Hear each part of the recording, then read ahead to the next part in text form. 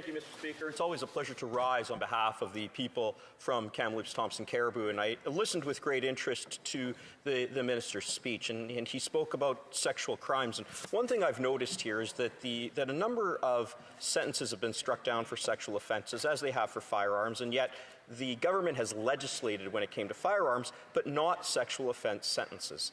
Now, we all acknowledge that sexual offences have a very significant impact on their victims. Will this minister commit here and now to amping up sentences for sexual offenders, reducing the use of conditional sentences to reflect the gravity of sentences for those who will abuse our most vulnerable, for those who are themselves in a psychological, serving a psychological life sentence based on the abuse they suffer? The Honourable Minister of Justice and Attorney General. I thank the member opposite for his question. What I would say with respect to sexual offences is that these are some of the most heinous crimes that we know. And the specific targeting of sexual offenders, particularly those who would sexually offend a child, is at the heart of what this bill is about. What we're doing is working to protect them, working to ensure their safety, working to ensure their healing after the fact.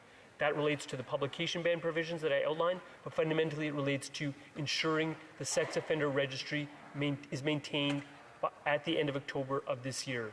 It is in every parliamentarian's interest to ensure that that sex offender registry that law enforcement wants, that is helpful to keeping our communities safe and addressing the sexual offences mentioned by the member opposite, is maintained. And I look forward to his cooperation and that of his party to ensuring we are able to do so expeditiously.